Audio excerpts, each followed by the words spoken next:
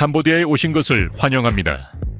이곳은 고대의 정신과 조용한 아름다움이 여전히 일상생활에 예상치 못한 방식으로 영향을 미치는 땅입니다. 그늘진 거리에서 걷고 황금빛 사원을 지나칠 때 현대에도 여전히 울려 퍼지는 오래된 규칙들에 놀라실 수도 있습니다. 한때 여성들이 자전거를 가로막고 타는 것을 금지했던 법이 있었는데 이는 그들의 품위를 보호하기 위한 것이었습니다. 그리고 분홍색 옷, 한때 남자가 입기에는 너무 부드럽고 너무 여성스럽다고 여겨졌습니다. 이러한 관습들은 지금은 다소 이상하게 보일 수 있지만 캄보디아가 전통을 존중하면서도 개인의 자유를 포용하는 섬세한 균형을 이루고 있다는 것을 드러냅니다. 이 영상에서는 헤드라인 너머로 나아가 이러한 이야기들의 중심으로 여러분을 안내하고자 합니다. 그곳에서 문화, 신념, 그리고 조용한 회복력이 만나게 됩니다. 푸놈펜의 구불구불한 골목이나 메콩 강가의 조용한 마을에 황혼이 지면 캄보디아에는 여전히 그림자 속에서 남아있는 법이 있습니다. 그것은 특정 장소, 특히 바, 클럽 또는 오락 장소에서 여성의 야간 근무를 제한하는 것입니다. 표면적으로는 안전 문제로 어두워진 후 예측할 수 없는 환경에서 여성들을 보호하기 위한 것입니다. 그러나 그 이유 아래에는 더 깊은 질문이 있습니다. 보호가 자유보다 더 가치가 있을까요? 캄보디아의 노동법은 야간 근무를 오후 10시부터 다음날 오전 5시까지 포함해 최소 11시간 연속 근무로 정의합니다. 이 시간대의 임금은 낮 시간대의 임금보다 30% 더 높고 야간에 초과 근무를 하는 근로자는 2배의 임금을 받을 수 있습니다. 고용주는 또한 야간 근무를 하는 직원들에게 안전한 교통수단이나 숙소를 제공해야 합니다. 이론적으로 이러한 법은 여성을 보호하기 위해 존재하지만 실제로는 보살핌과 통제 사이에 미세한 경계를 걷고 있습니다. 흥미로운 점은 이것이 더 넓은 패턴을 반영한다는 것입니다. 전 세계적으로 많은 나라들이 2000년 동안 여성의 야간 근무를 금지했었습니다. 그러나 대부분은 성평등을 위한 글로벌 운동이 진행됨에 따라 이러한 법을 폐지했습니다. 심지어 국제노동기구도 성별에 관계없이 동등한 노동 권리를 권장하고 있습니다. 그럼에도 불구하고 캄보디아는 여전히 이를 고수하고 있으며 그렇게 함으로써 전통의 뿌리를 두고 현대적 가치로 끌려가는 복잡한 정체성을 가진 사회를 반영하고 있습니다. 여성들이 겸손함을 지키기 위해 오토바이에 걸터 앉는 것을 금지했던 과거의 규칙과 나란히 놓이면 그림이 그려지기 시작합니다. 이것들은 단순한 법적 주석이 아닙니다. 안전, 문화, 자유 사이의 공간을 어떻게 협상하는지를 보여주는 조용한 창입니다. 어떤 농촌 지역에서는 여성이 밤에 혼자 걷는 것이 여전히 금기시되며 마을의 장로들은 해가 진 후 가족 방문조차도 권장하지 않을 수 있다는 사실을 알고 계셨나요? 여기서 밤은 여전히 조심스러움에 속합니다. 그리고 가까이에서 귀 기울이는 여행자에게는 많은 이야기를 전합니다. 얼마 전까지만 해도 캄보디아에서 여성이 오토바이에 걸터 앉는 것은 부적절하거나 반항적으로 여겨졌습니다. 전통적으로 여성은 겸손을 지키기 위해 다리를 모으고 옆에 앉아야 했습니다. 이는 안전을 위한 것이 아니라 여성의 우아한 이미지를 보호하기 위한 것이었습니다. 이 불문율은 공식적인 정책에 의해 뒷받침되어 문화적 겸손과 명예를 보존하려는 조용한 시도였습니다. 그러나 시대는 변하고 도로도 변화합니다. 오늘날 여성들이 오토바이에 걸터 앉는 모습은 단순히 흔한 것이 아니라 힘을 주는 모습이 되고 있습니다. 푸놈펜의 거리에서는 모토걸 투어와 같은 회사의 여성 투어, 가이드들이 두 바퀴로 도시를 가로지르며 그들이 매일 살아가는 문화를 공유합니다. 시엠립의 사원과 골목에서는 여성들이 남성들만의 역할이었던 툭툭을 운전하고 있습니다. 그들은 능숙하고 자신감 있게 교통을 조정하며 손님에게 단순한 이동수단이 아니라 새로운 시각을 제공합니다. 이 여성들은 단순히 장소를 이동하는 것이 아니라 캄보디아의 이동 방식을 한 번에 하나씩 변화시키고 있습니다. 캄보디아의 한 노인 여성과 불꽃 옆에 앉아 있으면 그녀는 기억에서 구절을 읊조릴 수 있습니다. 부드럽고 리드미컬하며 수색이 된 이 말들은 차밥스레 또는 여성의 법칙에 속합니다. 이는 세대를 거쳐 전해 내려온 시적인 안내서입니다. 그 기원은 14세기까지 거슬러 올라가지만 1800년대에야 기록되었습니다. 수백 년 동안 가정과 학교에서 가르쳐졌으며 좋은 여성의 의미를 형성했습니다. 부드럽게 말하고 겸손하게 걷고 남편에게 순종하며 가족에게 수치를 주지 말라는 것이었습니다. 이는 단순한 조언이 아니라 마음의 법이었습니다. 어머니들은 딸들에게 신성한 진리로 속삭이며 그것이 그들을 보호하고 평화를 유지할 것이라고 믿었습니다. 그러나 시대는 변하고 질문도 변하고 있습니다. 최근 몇 년 동안 많은 캄보디아인들은 차밥스레를 새롭게 바라보기 시작했습니다. 비판자들은 이것이 조용히 여성을 그림자 속에 가두고 견디는 법을 가르쳤다고 주장합니다. 일부는 이것이 폭력 앞에서 침묵을 정상화하고 여성이 될 수 있는 것을 제한하는 데 도움이 되었다고 믿습니다. 2007년 교육부는 국가교육과정에서 전체 버전을 삭제했지만 여전히 축약된 버전이 학교에서 등장하여 감정적인 논쟁을 일으키고 있습니다. 일부에게는 이러한 구절이 캄보디아의 영혼의 일부로 과거와의 시적인 연결고리입니다. 다른 이들에게는 끊어야 할 사슬입니다. 이것이 관광객들이 보기 힘든 캄보디아입니다. 단순한 사원과 쌀밭이 아니라 조상들의 목소리를 존중하면서도 딸들이 말할 수 있는 공간을 만드는 방법을 묻는 내면의 대화 중인 나라입니다. 이는 간단한 질문이 아닙니다. 그러나 여기 전통의 고요함 속에서 미래가 조용히 시작됩니다. 그리 오래 전이 아닌 시절로 돌아가 보겠습니다. 남성이 공공장소에서 분홍색을 입는 단순한 행위가 시선을 끌거나 심지어 법을 위반할 수도 있었던 때입니다. 캄보디아에서 분홍색은 한때 엄격히 여성의 색으로 여겨졌습니다. 부드러움과 우아함의 상징으로 남성의 옷장에는 자리할 수 없는 색이었습니다. 이는 단순한 패션이 아니라 성별과 정체성에 대한 깊이 뿌리 박힌 신념을 반영하는 것이었습니다. 그러나 캄보디아의 전통 의상을 자세히 살펴보면 크라마스카프와 흐르는 산포세서 대담하고 생동감 있는 색상이 항상 이 문화에서 중요한 자리를 차지해 왔음을 알 수 있습니다. 축제, 결혼식, 의식에서 남성과 여성이 자랑스럽게 착용했습니다. 그렇다면 왜 분홍색이 특별히 지목되었을까요? 아마도 그것이 구시대의 남성성에 도전했기 때문일 것입니다. 그러나 캄보디아의 도시들이 세계의 문을 열면서 그 경계선이 흐려지기 시작했습니다. 오늘날 프놈펜이나 시엠립에서는 분홍색 셔츠, 파스텔 넥타이, 심지어 분홍색 운동화를 입은 젊은 남성들을 볼 수 있습니다. 그들은 사과 없이 자신감 있게 걷고 있습니다. 글로벌 패션이 들어왔지만 더 깊은 변화도 함께하고 있습니다. 사고방식의 변화입니다. 캄보디아는 색상이 힘을 정의하지 않으며 전통이 항상 제약을 의미하지 않아도 된다는 것을 배우고 있습니다. 법은 더 이상 시행되지 않으며 거리는 자기 표현을 위한 런웨이가 되었습니다. 그러나 이 변화는 새로운 질문도 초대합니다. 남성을 위한 분홍색 금지에서 여성의 노출이 심한 의상에 대한 논의로 나아가면서 존엄성과 문화를 어떻게 유지하면서 자유를 억압하지 않을 수 있을까요? 이러한 질문은 쉽지 않지만 물어볼 가치가 있습니다. 그리고 우리가 그에 대해 반성하는 동안 작은 부탁 하나 하겠습니다. 이 여정을 즐기셨다면 그 종 모양 아이콘을 눌러 구독해 주세요.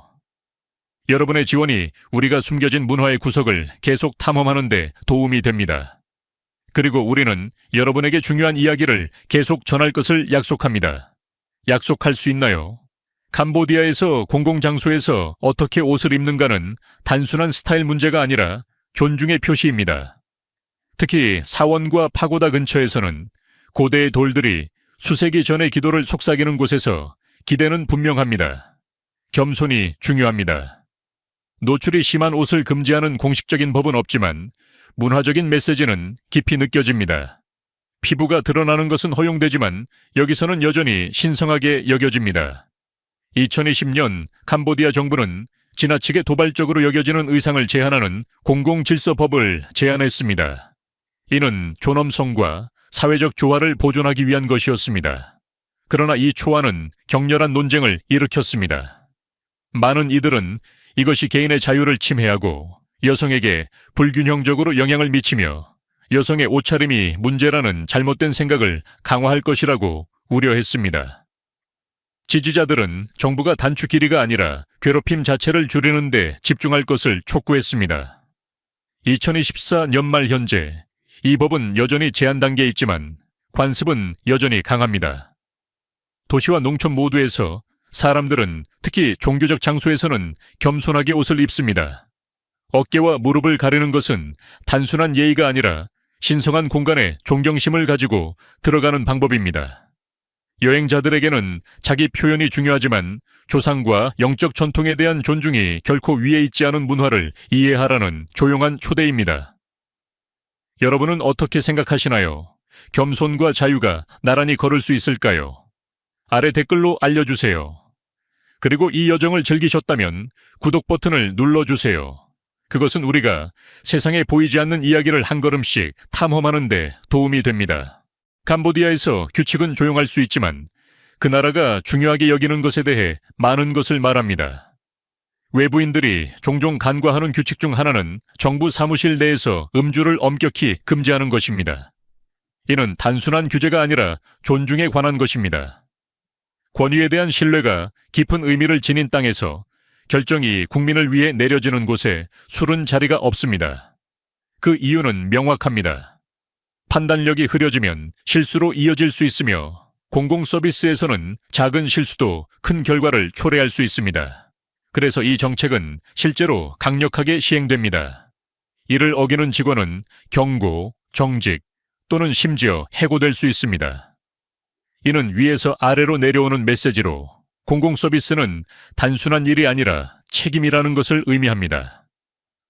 캄보디아의 입장은 우리가 이해해야 할 것, 즉 진정한 존엄성은 항상 소리쳐지지 않으며 조용한 장소에서 보여지는 것임을 상기시킵니다. 캄보디아에는 조용한 존중이 있습니다. 이는 듣는 것보다 느끼는 것입니다. 새벽에 어떤 사원에 들어가면 당신은 그것을 볼 수 있습니다. 간단한 플랫폼 위에 조용히 앉아있는 승려, 때때로 접힌 다묘 위에 앉아 있습니다. 그가 앉아있는 그 자리, 단순한 의자가 아니라 신성한 공간입니다. 캄보디아 문화에서 일반인이 승려의 자리에 앉는 것은 무례할 뿐만 아니라 영적인 공간을 침해하는 것입니다. 당신은 단순히 앉는 것이 아닙니다. 당신은 자신의 역할이 아닌 역할에 들어서는 것입니다. 승려 가까이 있을 때는 다른 사람들이 어떻게 앉는지 주의 깊게 살펴보세요. 다리는 옆으로 접거나 뒤로 숨기고 발은 결코 앞으로 향하지 않습니다. 여기서는 발조차도 의미가 있습니다. 그리고 항상 승려보다 낮게 앉아야 합니다.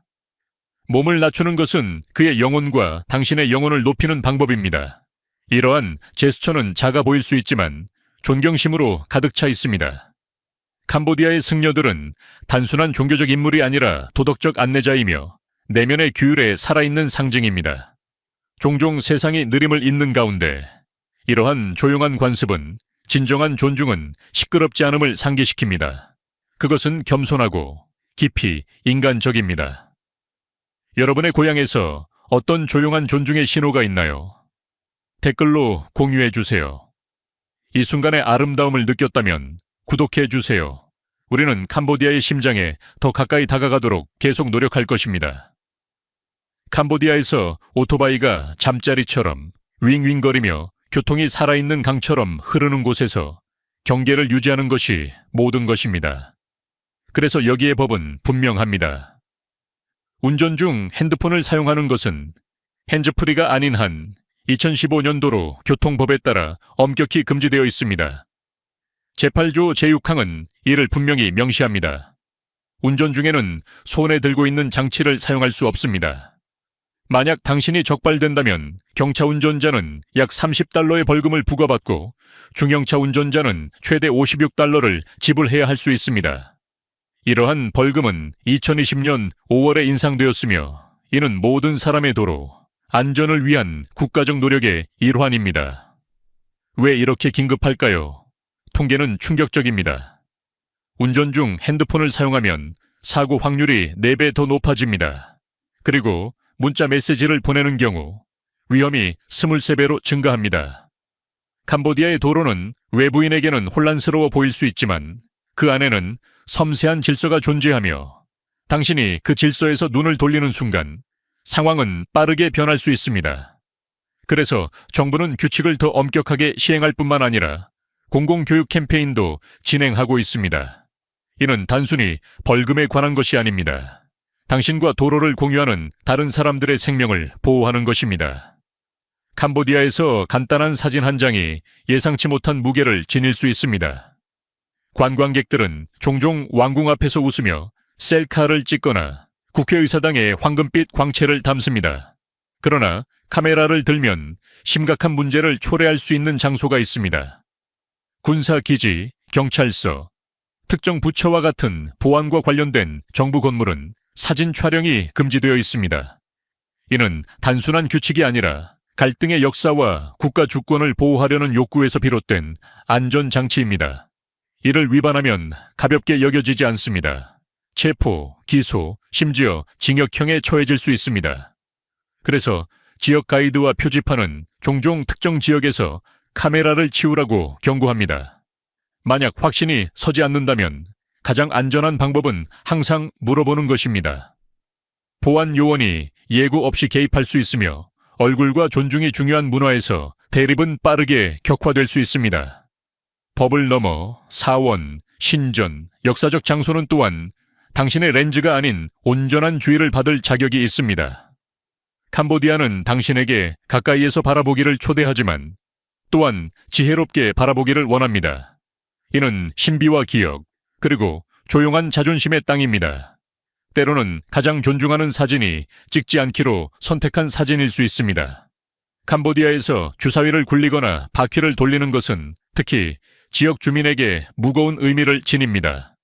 1996년 이후 캄보디아 법은 시민들이 도박을 하는 것을 금지하고 있으며 이는 중독, 부채, 사회적 붕괴로부터 가족을 보호하기 위한 엄격한 조치입니다. 정부 관료조차도 이 규칙에서 벗어날 수 없습니다.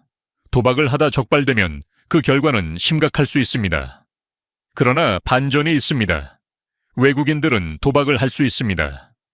전국적으로 특히 국경 근처의 도시에서는 국제 손님을 위해 특별히 지어진 화려한 카지노를 찾을 수 있습니다. 이들은 법적으로 운영되며 매년 수백만 달러의 수익을 창출합니다. 이는 시민을 보호하면서도 외부 수익을 열어주는 미묘한 균형을 이루는 것입니다. 테이블은 열려 있지만 당신이 단지 지나가는 것이라면 가능합니다. 캄보디아에서 땅에 대한 충성심은 단순한 문화적 가치가 아니라 법으로 명시되어 있습니다. 캄보디아 헌법과 공무원 공통법에 따르면 정부에서 일할 수 있는 자격은 오직 캄보디아 국적자에게만 주어집니다. 장관부터 사무원까지 모든 공무원은 동일한 정체성을 가져야 합니다. 시민, 이는 배제의 문제가 아니라 보호의 문제입니다.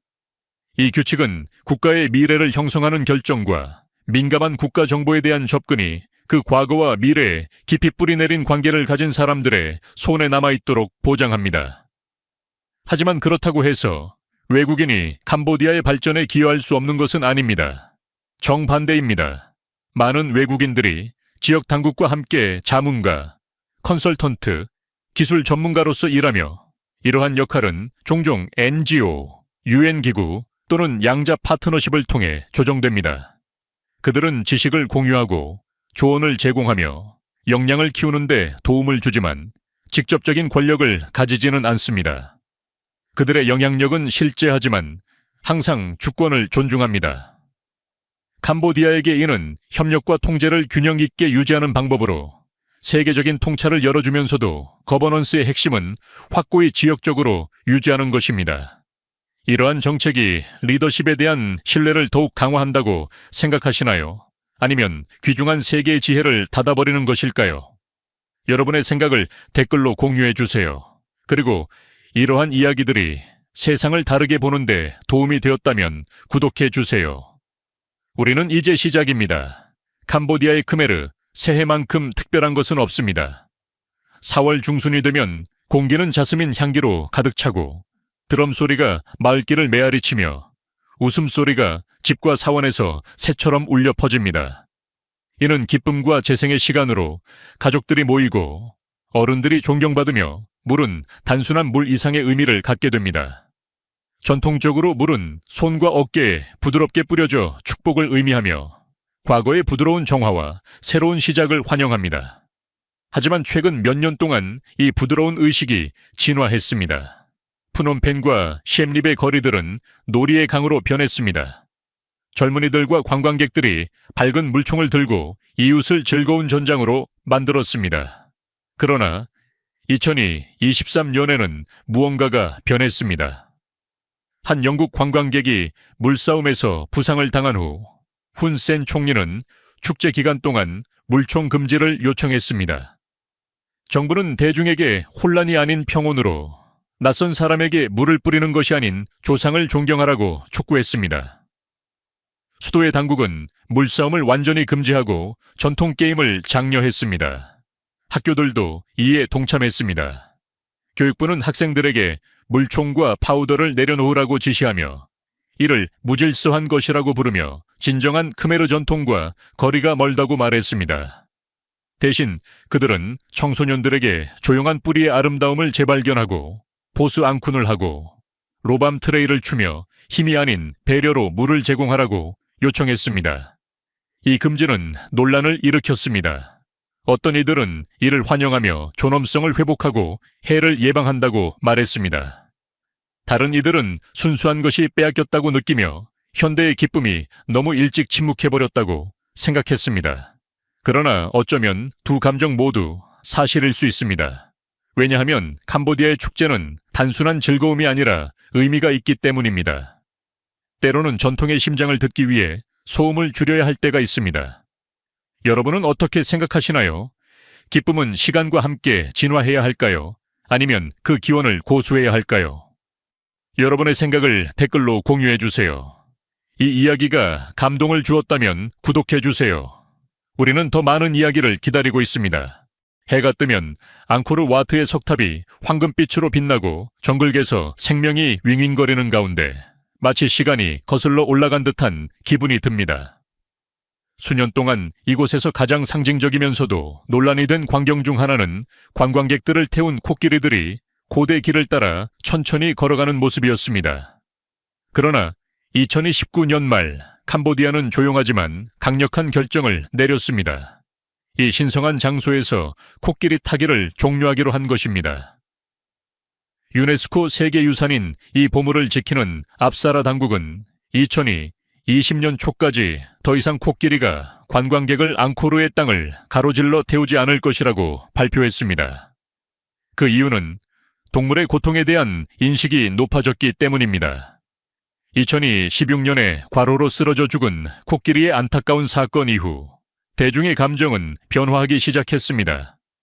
캄보디아는 귀 기울였습니다.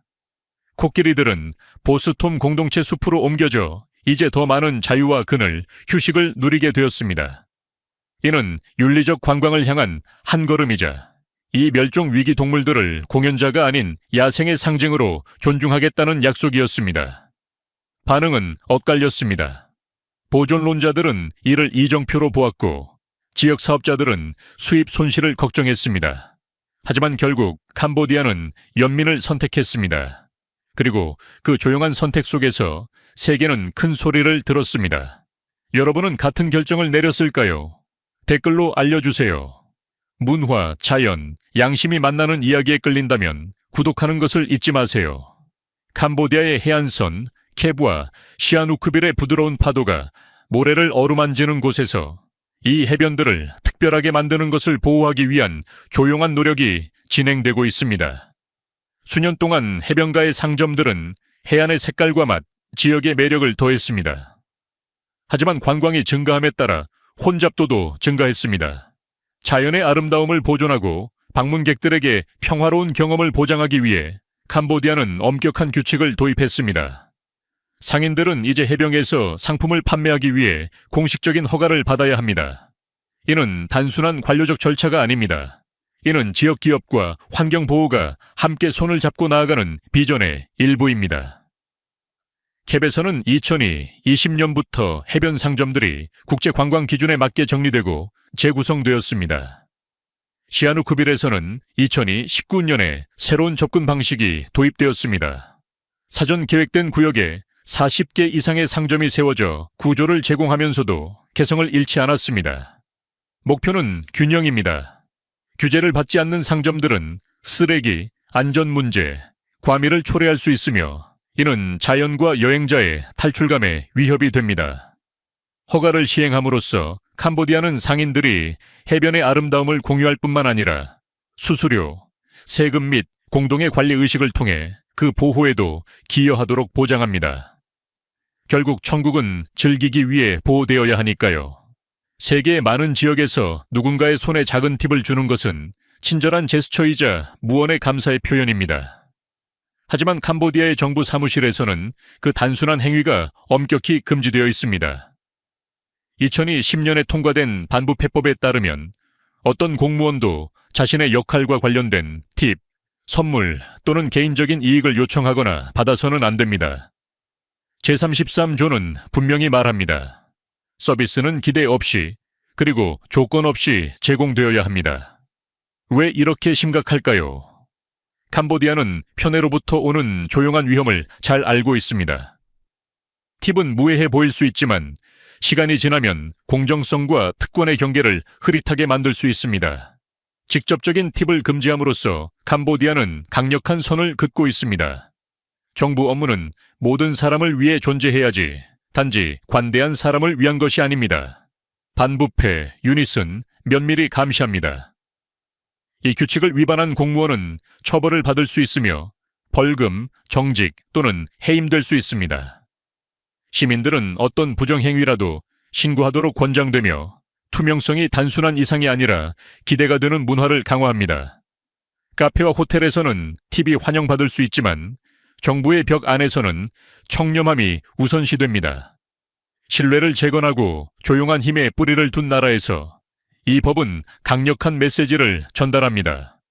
존중은 사는 것이 아니라 얻는 것입니다. 여러분의 문화는 감사와 공정함을 어떻게 접근하나요? 여러분의 생각을 댓글로 공유해 주세요. 그리고 캄보디아에 보이지 않는 가치를 더 탐구하면서 함께해 주세요. 캄보디아의 책가게를 돌아다니면 앙코르의 웅장함, 불교 가르침, 민속 이야기, 심지어 사랑 이야기까지 다채로운 책들을 발견할 수 있습니다. 하지만 권력을 질문하는 책들은 쉽게 찾을 수 없습니다. 캄보디아에서는 정부나 왕실을 공개적으로 비판하는 내용을 출판하는 것이 단순히 권장되지 않을 뿐만 아니라 법으로 금지되어 있습니다.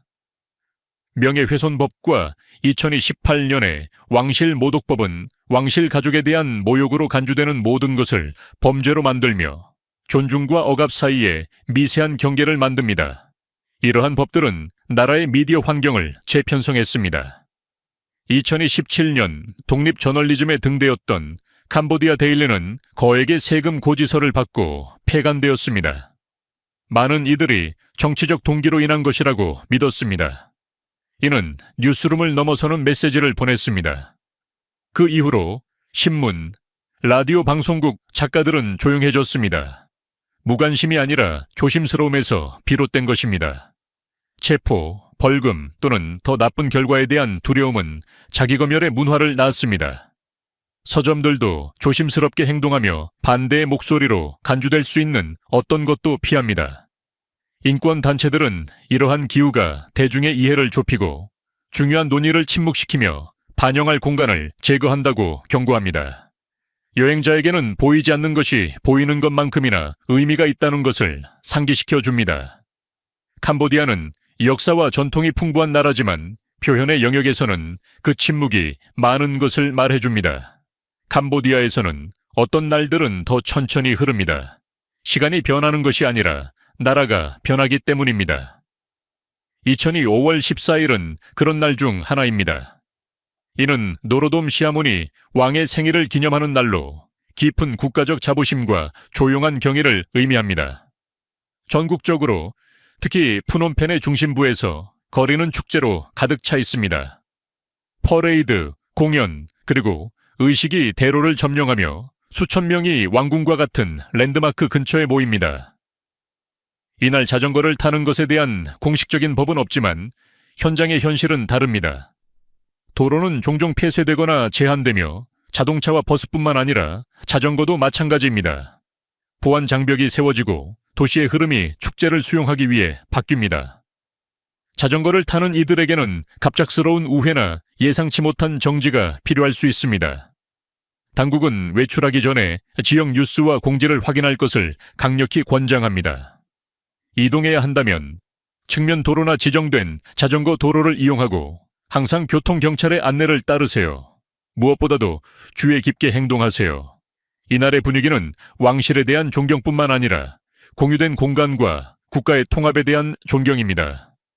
축제 속에서 무심코 지나가는 것은 의도치 않게도 불쾌감을 줄 수 있습니다. 그래서 2002 5월 14일에는 아마도 가장 좋은 이동 방법은 바퀴가 아닌 존재감으로 천천히 걸으며 군중에 동참하고 모든 캄보디아인에게 속한 전통을 만끽하는 것입니다. 캄보디아의 분주한 도시들, 황금빛 첨탑이 붐비는 시장과 좁은 골목을 지나가는 툭툭 소음 속에서 처음에는 눈에 띄지 않을 수도 있는 것이 있습니다. 인도에서 잠자는 사람들의 부재입니다. 이는 국가법이 이를 명시적으로 금지하지 않지만 푸놈펜과 시엠립과 같은 지역 정부가 적극적으로 이러한 관행을 단념시키고 있기 때문입니다.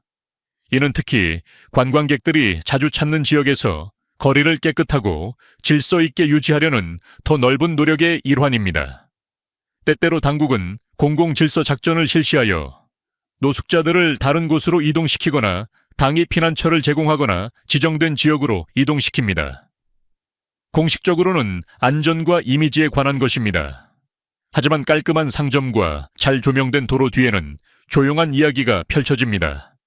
인권단체들은 이러한 이동이 종종 적절한 지원이나 장기적인 해결책 없이 이루어진다고 우려를 표명합니다.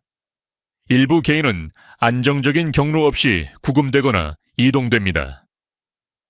많은 이들에게 이러한 작전은 생명줄이 아니라 순환의 일환입니다. 정책 지지자들은 이것이 위생을 개선하고 범죄를 줄이며 캄보디아의 매력을 높인다고 주장합니다. 그러나 비판자들은 더 깊은 연민과 투자가 삶을 변화시킬 수 있는 기회를 놓치고 있다고 봅니다. 세계의 많은 장소와 마찬가지로 캄보디아의 인도는 단순한 교통을 반영하는 것이 아니라 국가의 가치와 성장통을 비추고 있습니다. 그리고 잠시라도 멈춰서 볼 수 있는 이들에게는 간단한 질문을 던집니다.